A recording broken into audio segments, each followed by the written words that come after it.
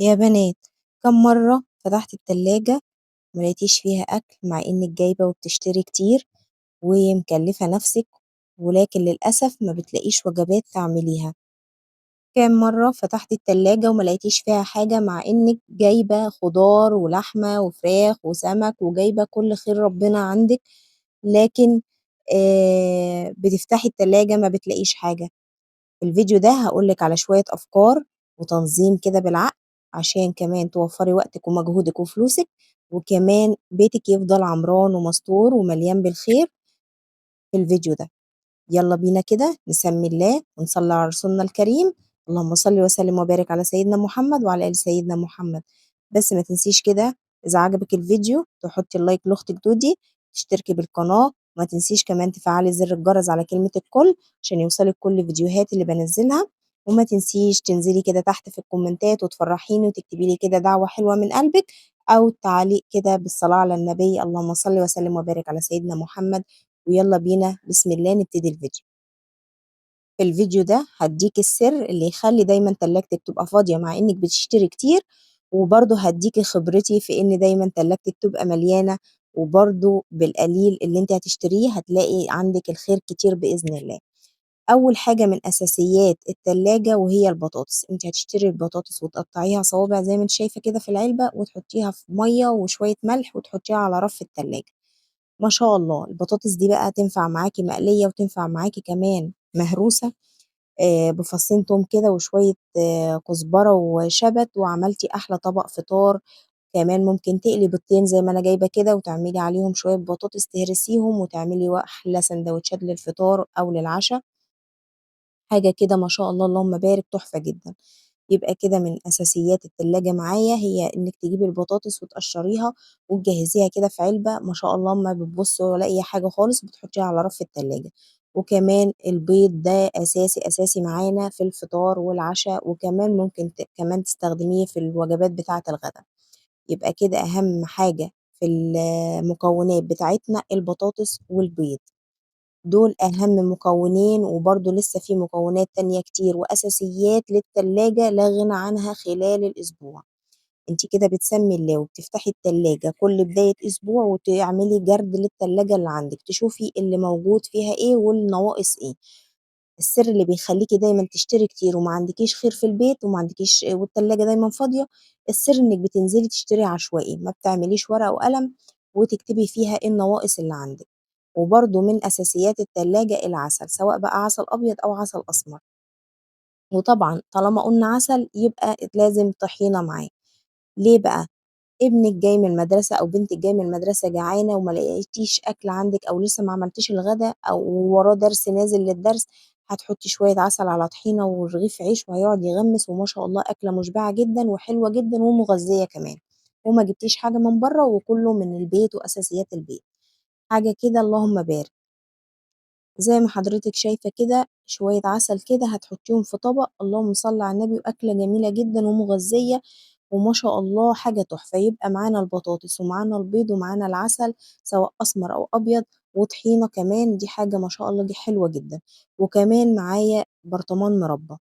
لو ولادِك بيحبوا السكريات فأنتِ كده هتدخّلي لهم عبارة عن مربى وعسل وحلاوة طحينية، دي برضه حاجة مغذية وحلوة جدًا لولادِك وبيتِك، وأساسيات من أساسيات التلاجة اللي تقدري تحلّي بيها كده جنب لقمة الفطار الصبح أو لقمة العشا بالليل، ساندوتش حلو كده مع شوية قشطة كده بلدي من وش اللبن اللي بتجيبيه وتغليه وتحطيه في التلاجة.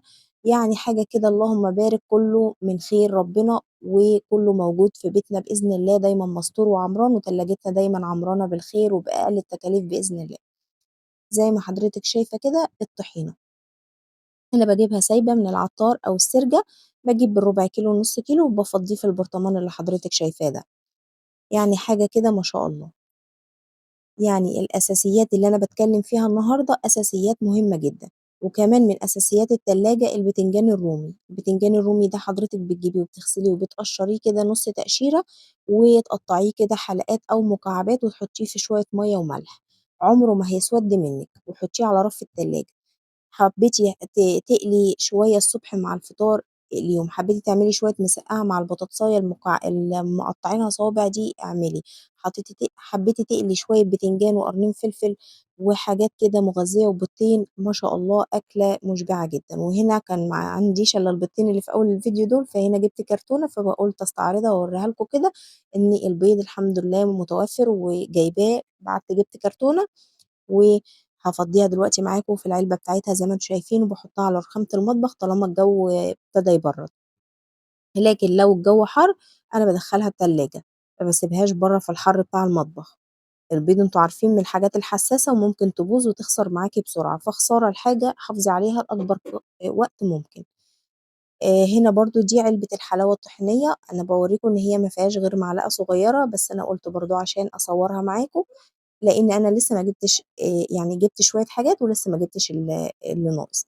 فزي ما أنتم شايفين كده الحلاوة أنا جِبت ربع كيلو برضه وحطيته في العلبة وكمّلته ودخّلته التلاجة. فأنا باقول لِك على أساسيات كده مهمة لازمًا تعمليها عشان تخلّي تلاجتِك دايمًا عمرانة بالخير ودايمًا ما شاء الله عندِك الخير كُلّه. حضرتِك برضه من أساسيات التلاجة الطماطم المتفرّزة، حضرتِك ممكن تجيبي 2 كيلو، 3 كيلو طماطم، تنقّي الجامد منّه تسيبيه في التلاجة بعد ما تغسليه وتحطيه في باسكت كده مع شوية خيار، مع شوية فلفل، مع شوية ليمون، مع شوية جزر. ودول تقدري تسحبي منهم طول الأسبوع لحاجة السلطة، حاجة طبق خيار كده متقطّع جنب الغدا أو الفطار، حاجة كده ما شاء الله. ومن أساسيات برضه التلاجة الفول المدمّس، زي ما أنتِ شايفة كده الفول المدمّس ومعاه ربع كيلو فول مدشوش، وباعمل شوية فول متدمّسين في البيت بصراحة كهرمان هتشوفوهم معايا في آخر الفيديو. حاجة كده لون وطعم وريحة بيتي، بيتي، بيتي تحفة، تحفة يا بنات، بتحطيه على رف التلاجة في علبة وتسحبي منه كل يوم، تسخّني منه وتعمليه بطحينة وتعمليه بزيت حار وتعمليه بليمون وتعمليه بسمنة بلدي، بُصّي وممكن تفقّشي عليهم بيضتين كده وتعمليهم فول بالبيض، حاجة كده وجبة مغذية وحلوة وفطار من البيت وكلّه بنضافة أنتِ عاملاه ومنظّماه كده في قلب بيتِك. ونرجع مرجوعنا للطماطم كمان حضرتِك برضه ال2، 3 كيلو طماطم اللي أنتِ جبتيهم تصلّصيهم وتحطيهم على رف التلاجة في حلة، لو عملتِ شوية فاصوليا بيضا سلقتيهم وشوية لوبيا أو بطاطسايتين وطلّعتِ شوية صلصة على بصلاية من اللي أنتِ صلصة من اللي أنتِ مفرّزاها دي، عملتِ أحلى وجبة غدا مع شوية رز بالشعرية وما شاء الله كلّه جاهز مش هياخد منِّك 10 دقايق كده على البوتاجاز. ومن أساسيات التلاجة برضه الجبنة القريش والجبنة اللي هي الملح خفيف أو التلاجة، جبنة التلاجة. بُصّوا زي ما أنتم شايفين كده دي الجبنة القريش معايا دي تحفة، تحفة يا بنات، باجيبها وباهرسها كده مع شوية زعتر، مع شوية حبة البركة، مع شوية زيت زيتون أو زيت عادي، وبتبقى أكلة مشبعة وجميلة جدًا، ممكن تستغني عن أي حاجة خالص وتعمليها ساندوتشات الصبح جنبها خيار كده متقطّع وطماطم، وبتبقى أكلة ما شاء الله تحفة جدًا. على قد ما تقدري بلاش الجبن المُعلبات اللي هي فيها زيوت نباتية مهدرجة، هاتي الجبن الطبيعية من السوبر ماركت زي الجبنة الملح الخفيف اللي هي التلاجة أو الجبنة البراميلي أو الجبنة القريش أو الجبنة اللي هي اللبن الطبيعي اللي هي بتبقى في علب برضه وكل حاجة، بس زي اللي هي طبعًا مش هاقدر أقول أسامي عشان ما يبقاش إعلان، بس الجبن اللي هي فيها الحليب و وغنية كده بالفيتامينات والحاجات الطبيعية اللي فيها.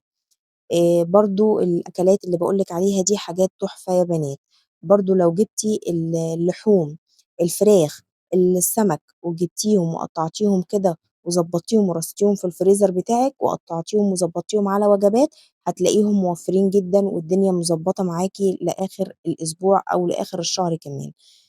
برضه إذا جبتِ كيلو لحمة مفرومة وعصّقتيها بالبصل والفلفل والطماطم كده وشوية التوابل عليهم وحطيتيهم في أكياس وقسّمتيهم، هتيجي تعملي شوية رقاق هتطلّعي الكيس يا دوبك يفِك على الرخامة وعملتِ أحلى وجبة غدا جنب منها شوية بطاطس محمّرة. برضه جبتِ الفاهيتا اللي هي الفراخ صدور الفراخ وعملتيها عصّقتيها وعملتيها برضه، حبيتِ تعملي صينية مكرونة نجريسكو هتلاقيها جاهزة عندِك مش هتكسّلي. هتقسّميها برضه على أكياس ووجبات كده حوالي الكيس يبقى ربع كيلو معاكِ، طبعًا الكيلو هيعمل معاكِ 2 كيلو لمّا تعملي له الإضافات بتاعته اللي هو البصل والجزر والطماطم والفلفل، ما شاء الله اللهم بارك ممكن يعمل كمان أزيد. فأنتِ لمّا تقسّميهم على أكياس، هتقسّميهم على أكياس صغيّرة كده، بحيث إن أنتِ تسحبي الكيس على قد الوجبة اللي أنتِ هتعمليها، حبيتِ تعملي بيتزا باللحمة المفرومة، حبيتِ تعملي يعني الحاجات الأكلات السهلة الجميلة اللي هي باللحمة المفرومة أو مكرونة شوية صلصة باللحمة المفرومة، حاجة كده تحفة واللهم بارك حلوة أوي. برضه ده من أساسيات التلاجة. والخضار اللي معانا إحنا بنجيبه وبنغسله وبنحطه في باسكت كده ونغطيه بفوطة، وطبعًا ما يبقاش فيه مَيّة خالص وندخّله على رف التلاجة. ابنِك أو بنتِك أو أنتِ حابة تعملي طبق سلطة هتسحبي منه مغسول زي الفل، أنتِ غاسلاه كمان وشاطفاه بمَيّة وخل، وهتعملي الحاجة على طول مش هتاخد منِّك وقت. يعني كل حاجة لمّا تبقى منظّمة كده وحضرتِك مرتّباها في تلاجتِك، هتلاقي هتقسّميها وتجيبيها كده اعمليها على أكياس بعد ما تعصّجيها طبعًا بالبصل والطماطم والفلفل الأخضر، وعصّجناها وخلّيناها زي الفل، وممكن كمان تبشري لها جزر وتقسّميها وتحطّيها على أكياس كده صغيّرة في الفريزر عندِك، مجرّد ما تيجي تعملي لفة جلاش هتلاقيها جاهزة قدّامِك، هتطلّعي كيس اللحمة المفرومة اللي أنتِ معصّجاه وهتعملي غدا في 10 دقايق هيكون جاهز وخلصان معاكِ. حابة تعملي شوية مكرونة باللحمة المفرومة هيبقى برضه جاهز معاكِ، حابة تعملي مكرونة بشاميل تحفة يا بنات بالفراخ أو باللحمة، ممكن تعملي كده كيلو لحمة مفرومة وتعصّجيه، هيبقى معاكِ الكمية ما شاء الله لو زوّدتِ البصل والفلفل والجزر والحاجات دي، يبقى معاكِ بدل الكيلو اللحمة ده بقى 2 كيلو. نفس الكلام في الفراخ، هتجيبي كيلو البانيه وتفرميه وتعملي حضرتِك تزوّدي له بصل وتزوّدي له تعصّجيه برضه بالفلفل والطماطم والكلام ده كلّه وتقسّميه على أكياس، حبيتِ تعملي فراخ مكرونة بالنجريسكو هتعملي بالبشاميل، حبيتِ تعملي مكرونة بالفراخ المعصّجة كده طواجن زي بتاعة الكشري كده من برّه في المحلات بتاعة الكشري هتعملي، حابة تعملي شوية بطاطس محمّرة وتطلّعي كيس لحمة كيس فراخ من اللي أنتِ معصّجاه دوّة وتسخّنيه وقتها وتعملي شوية بطاطس محمّرين وبتنجانية كده تشويها وعملتِ وتاكلوا بالعيش، هتعملي. حابة تعملي تطلّعي كيس وتعملي معاه شوية رُز بسمتي برضه هتعملي سواء لحمة أو فراخ، يعني هتمشّي بيتِك في وجبات غدا ووجبات عشا ما شاء الله. برضه بالنسبة للفراخ، الفراخ تجيبيها حضرتِك تقطّعيها وتجيبي الفرخة على بعضها تخلّيه يخلي لِك الصدر بانيه والوراك تقطّعيها وهتستفادي بالأوراك في طبخة، تعملي صينية بطاطس مثلًا والوراك عليها وتعملي شوية رُز بالشعرية وعملتِ أحلى غدا لولادِك مع طبق سلطة. البانيه اللي أنتِ مطلّعاه من نفس الفرخة برضه هتعمليه مرّة تقسّميه على مرّة أو مرّتين وتعمليه حضرتِك مع مكرونة مع شوية بطاطس وعملتِ مكرونة وبطاطس وبانيه وحاجة كده مع شوية مخلل أو شوية سلطة خضرا، حاجة ما شاء الله اللهم بارك تحفة جدًا. حابة برضه أفكار كتير من البانيه تعمليها إنِّك تقطّعيه وتعمليه ستريبس أو تعمليه فاهيتا، فاهيتا الفراخ دي اللي هي بالفلفل الألوان والبصل وفص التوم وتعمليها شاورما تحفة برضه يا بنات. يعني هتعملي أكلات كتير وحاجات كده اقتصادية وسهلة وسريعة وموفّرة جدًا، جدًا في بيتِك ومالية تلاجتِك وما شاء الله موفّرة جدًا، جدًا، جدًا.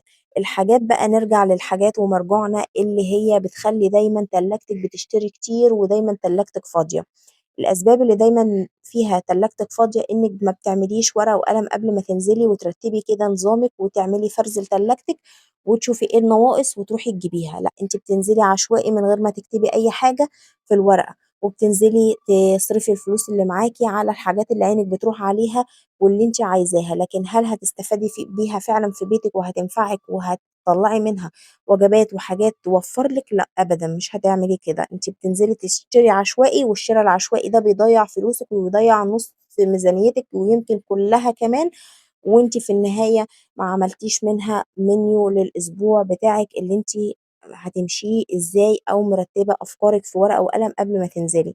حضرتِك بتعملي أول حاجة جرد لتلاجتِك، تاني حاجة ورقة وقلم وتكتبي النواقص، رابع حاجة آآ تكتبي menu الأسبوع، menu الأسبوع، وبرضه من أساسيات التلاجة عندِك تجيبي القرنبيط دلوقتي ما شاء الله حاجة كده تفتح النِفس، ممكن تعمليه فطار وممكن تعمليه عِجّة وممكن تعمليه غدا، يعني تعمليه بالصلصة ما شاء الله تجيبيها كده وتغسليها وتقطعيها زهرات كده، وساعات القرنبيط لمّا بتشتريه بيبقى فيه حتت سودا كده مكان مثلًا الراجل الفلاح اللي أنتِ بتشتري منه مكان ما بيحطها على العربية الحاجات دي يا بنات خدوا بالكم منها أوي، أوي، بتنضّفيها كده بسكينة وتغسليها كويس أوي وتسلقيها على النار بشوية ملح وكمون، وتحطيها كده بعد ما تبرد في قلب وده الفول معايا أهوّة المدمس زي ما أنتم شايفين، دمسته أنتم شايفين لونه عامل إزاي كهرمان يا ولاد زبدة، زبدة ما شاء الله، وده شكله كمان لمّا هاضربه بالهاند بلندر خلاص هو استوى معايا وضربته بالهاند بلندر وهاعبيه كمان في أكياس وفي علبة كمان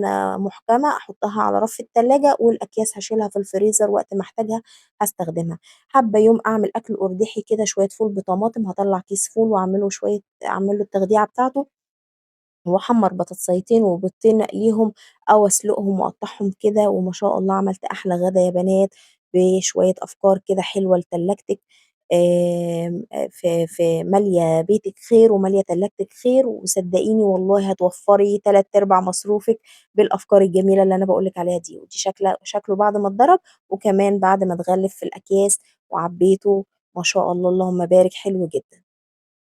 وطبعًا لو عجبِك الفيديو متفقين إن التلاجة ما تبقاش فاضية تاني، نفّذي الأفكار دي واعملي لايك وشير واشتراك بالقناة وفعّلي زر الجرس وما تنسيش تكتبي لي كومنت حلو بدعوة حلوة كده منِّك، وكنتم معايا يوميات دودي وانتظروني في فيديوهات جاية كتير، مع ألف مليون سلامة، دمتم في رعاية الله وحفظه، مع السلامة.